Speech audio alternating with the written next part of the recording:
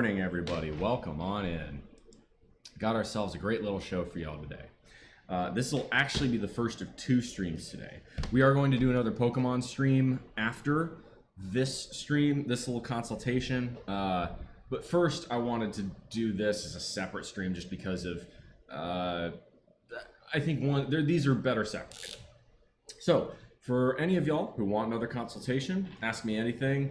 Can go from dating advice, relationship advice, fitness plans, diet plans, personal finance, philosophy, the works. AskBullMuscle@gmail.com. All right, today we've got a question of, hey Bull, I've been on your Discord and I see that you talk about percentage towards FI. What does this mean and why is it important? Great question. So, FI stands for financial independence, okay?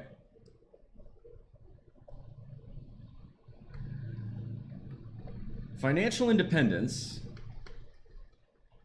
or FI, just writing this, independence. Financial independence, or FI, is defined as when your passive income streams, or income from non-work sources, is greater than your expenses. So if you need $50,000 to cover yourself per year, and you're generating $50,000 from passive income, this could be a rental house, stocks, bonds, loans, whatever.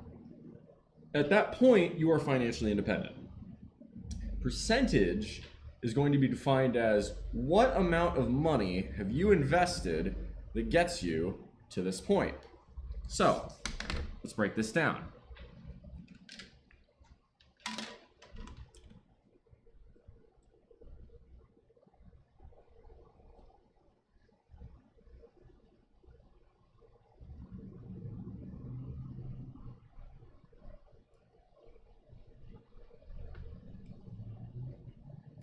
And I'll explain why it matters in a moment. I want to define what it is first. Let's see here.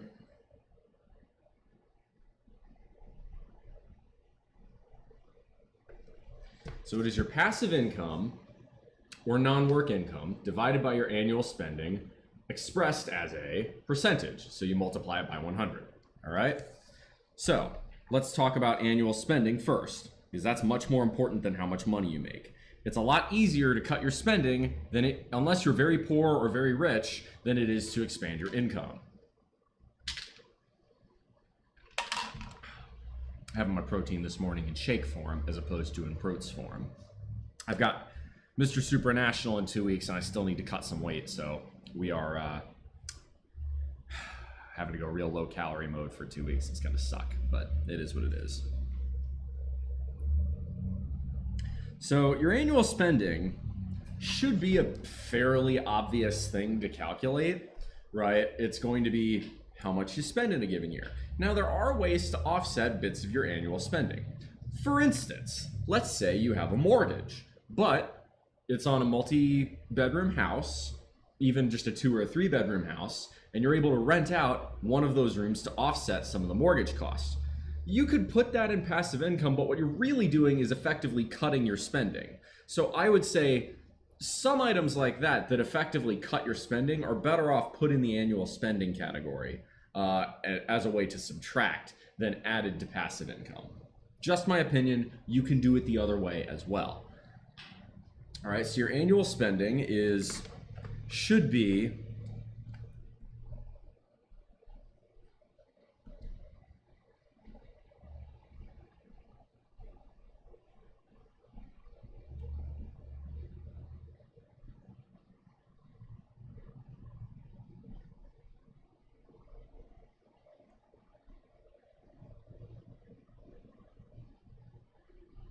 these are the absolute top of what you should be spending, okay?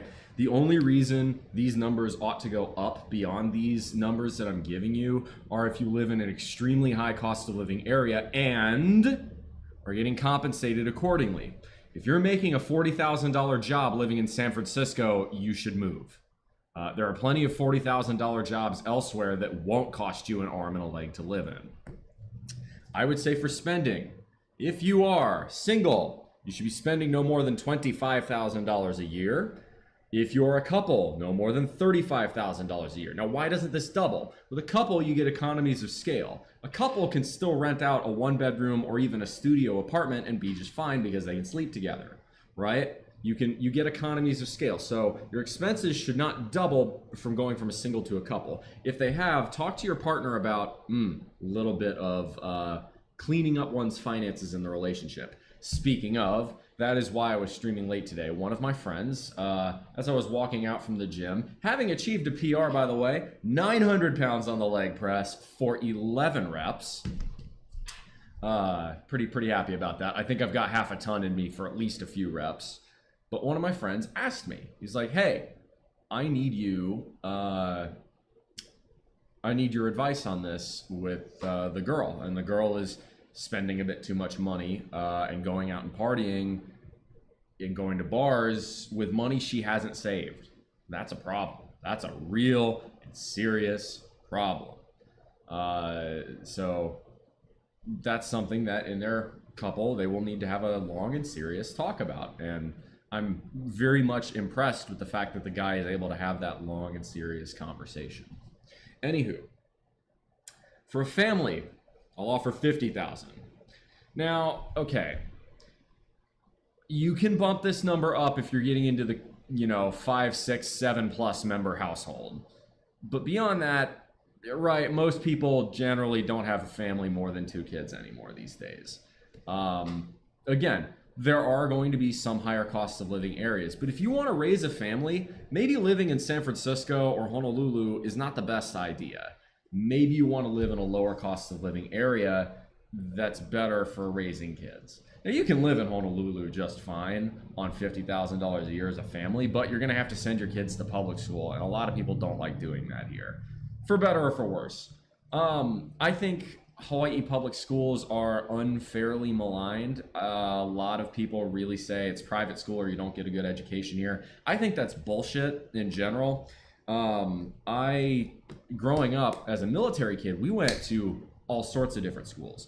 Good public schools, mediocre public schools, good private schools, mediocre private schools. It really depended on the location. And the truth is, none of that mattered. I got just as good an education in the mediocre public school as in the good private school. And the reason for that is because my parents gave a shit. It's that simple. If the parents don't give a shit, the kid's not going to give a shit. If the kid is told you need to get good grades or there's going to be hell to pay at home if you bring home C's and D's, your kid is going to bust ass. Look, I get that it's a stereotype, but this is going back to the teenage days. I made a joke about this with my parents once. It's like, the only parents that act like you in the school are all the Asian parents, the parents of the Asian kids. They're like, and my mom and dad were straight up like, you mean to tell us that we act like Asian parents? And I'm like, yes, you do. And they're like, thank you. They thought it was a compliment. And look, when it comes to academic success, maybe there's something to that. Sit down and fucking study is useful advice. And it's good life advice too. Your life when you're working is mostly gonna be doing shit you don't want to do because you have to. Learning that as a teenager is a lot better than learning that in your 20s and 30s after fucking around as a teenager. So, parents, a little discipline to your kids is not a bad thing. In fact, again, I will credit my parents for being the best ones I could ever have asked for, and I'm very glad I got that discipline at a young age. Anywho, so families, 50,000 should be more than enough. Frankly, 50,000 is excessive if you live in, say, the Midwest or the Southeast. But these are just general targets. Again, for instance, if you've got unavoidable healthcare expenses, factor that in. This is right for normal, healthy living. This should be a pretty good guideline. These are the absolute highest limits you'd want to go. Right now, full disclosure, my expenses are above this number. Not for long though. I'm going to fix that at the end of June. Right? This is the first year of living in a new place. I picked a good apartment, but it is on the more expensive side, so I'm cutting that. However, I can offset some of my annual spending with things like rental income from my property in South Carolina. So I don't factor Well, I have factored that in, but even factoring that in, I'm still right now somewhere in the low 30s. So I wanna fix that. Anyway, so there's your annual spending. Okay. So the question now becomes, okay, well, sorry, this is not passive income. Yeah, this is passive income.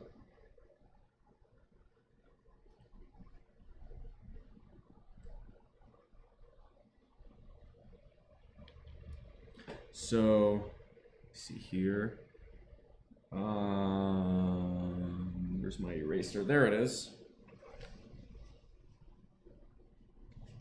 So now we're going to talk about the other side of this. Am I live? Okay, I am live. Cool. Just nobody has showed up. That's fine. So let's talk about passive income.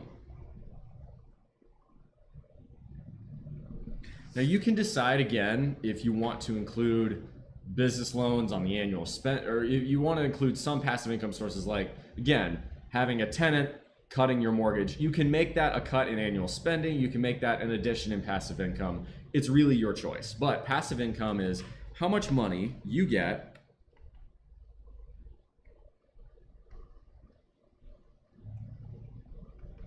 from sources you don't work for.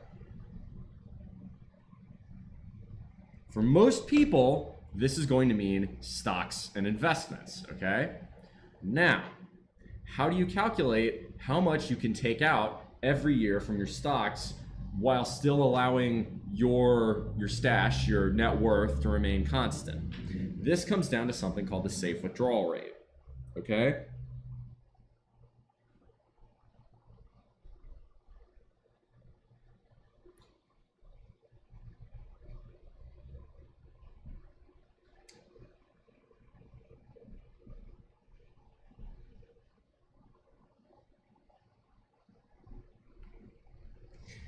Your passive income is equal to, your passive income from your investments is equal to your invested net worth multiplied by your safe withdrawal rate. And okay, so in other words, let's say you have $200,000 saved up and invested. This can be in 401k, this can be in an independent brokerage, in an IRA. It doesn't really matter, at least not at this stage. We can talk about the tax implications of that if y'all have questions, but I'm going to keep it simple for now. Multiplied by your safe withdrawal rate, okay? So if you got, let's say, $200,000 and you're withdrawing per the Trinity principle at a 4% withdrawal rate, that is going to give you passive income of $8,000 a year, okay? Let's say you've got $8,000 a year and an annual spending of $40,000 a year. This means that you are 8,000 over 40,000, which is 0.2, multiplied by 100, or 20% of the way to financial independence, okay? Let's talk about safe withdrawal rates for a sec.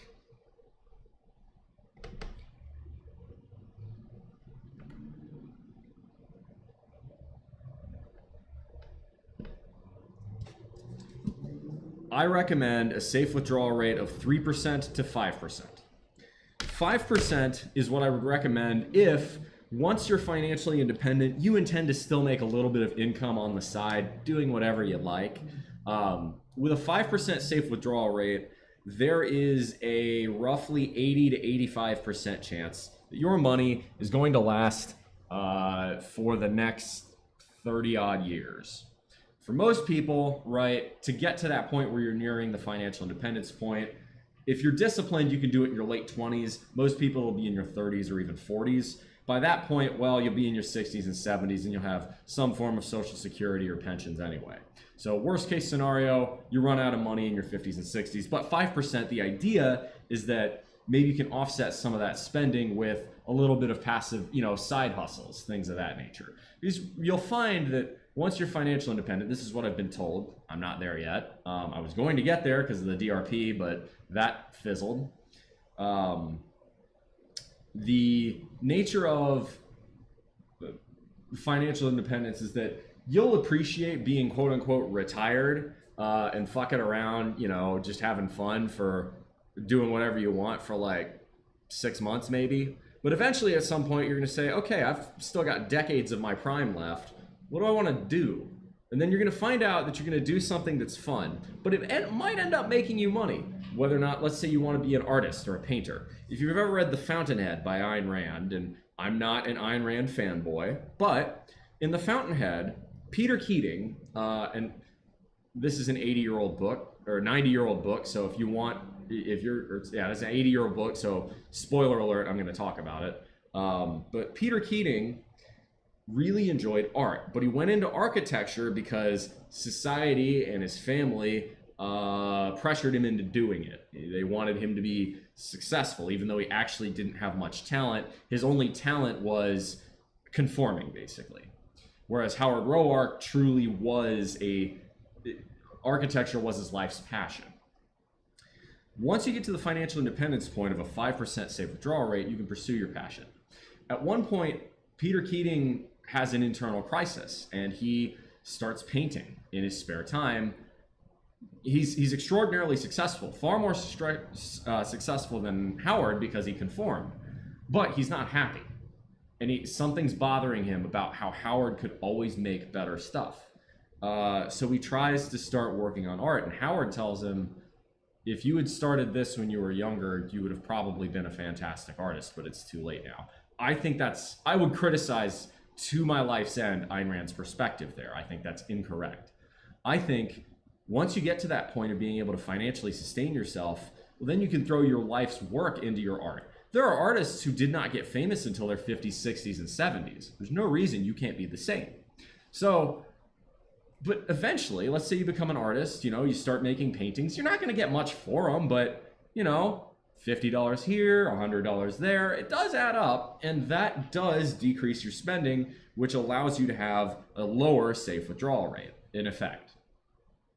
So if you're going for the 5% safe withdrawal rate, I would recommend having passive income. You have 4% safe withdrawal rate, I would say you're probably going to be okay. I think there's like a 95% chance of you not running out of money in the 30-year time span per the Trinity survey. But in the event that, let's say you go with 4% and you quit your job and let's just say the stock market absolutely tanks the first few years out. Or there's a high inflation period. Basically, a recreation of what happened in 1929 to 1932, or the decade of the 1970s. If that happens, you might have a failure point.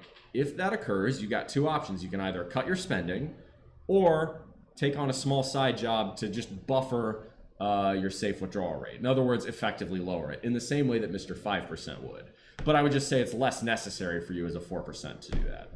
The 3% safe withdrawal rate would have succeeded through the years of the Great Depression, would have succeeded through the years of the 1970s with stagflation. There is no historical scenario we have encountered so far to where a 3% safe withdrawal rate fails. And in almost all cases, a 3% safe withdrawal rate, right, that is going to mean your money expands a lot over time. So if you withdraw with a 3% safe withdrawal rate,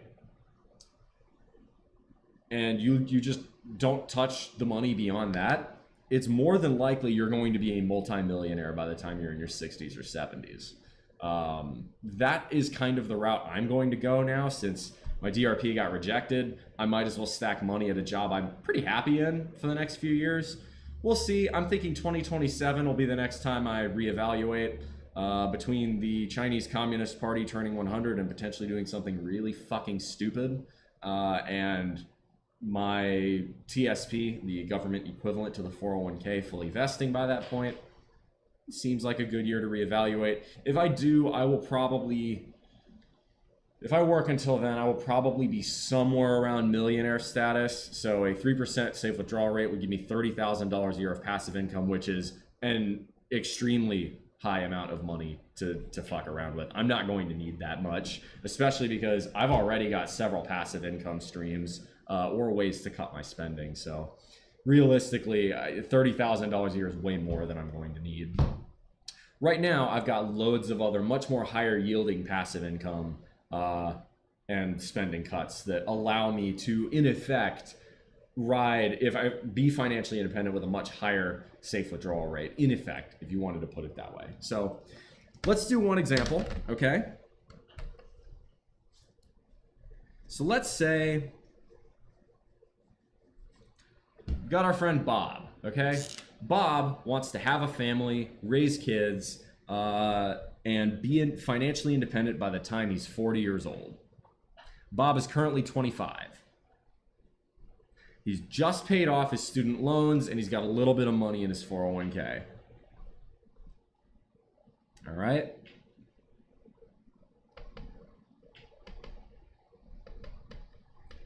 He wants financial independence at 40 and a family. So his FI number is going to be his spending, what he projects his spending is going to be. And you can do this in today's dollars and adjust for inflation. And then he'll work backwards from there, okay? So his financial independence number, he's happy with a 4% safe withdrawal rate. So his spending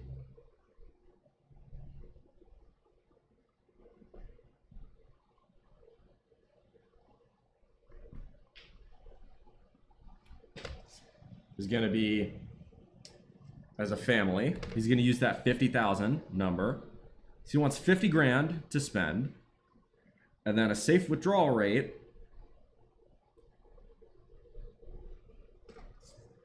of 4%.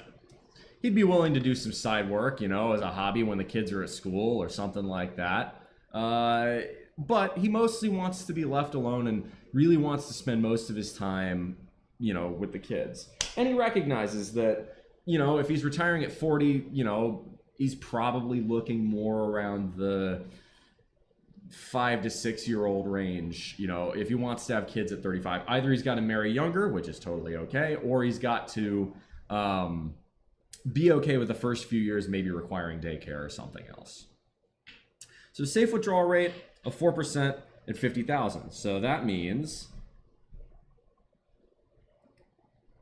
he's going to require $1,250,000. Okay? So that's 50,000 divided by 0.04 or multiplied by 25. So this is an important thing to think about. Safe withdrawal rates. A 5% withdrawal rate means you need 20 times your annual spending. A 3% rate means you need 33 times your annual spending. This is why a 3% safe withdrawal rate, while fantastic, is extremely conservative to the point of maybe over-engineering your finances. Most people do not need a 3% savings rate. I would call that overkill. It's going to work out that way for me because, well, I've got the opportunity and I like my job, but most people aren't going to need that. Not to mention, the other nice thing I will say, if you want to become a philanthropist in your older age and have lots of money to give to causes you'd like, a 3% savings rate still allows you to retire fairly early, but it ensures you're going to have loads and loads in your war chest to give to other people or causes you care about. So let's say Bob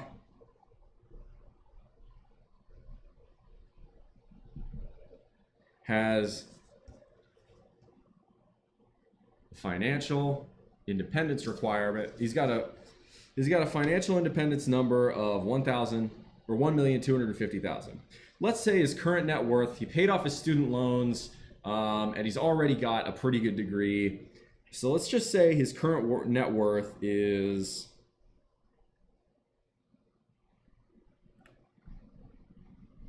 positive 25,000. You know, maybe he's got a car or a house that he started equity on, or a down payment or something, or just some money in his 401k that, you know, when he graduated, he started putting the minimum into, and it's grown to 25 grand. Okay? So 25 grand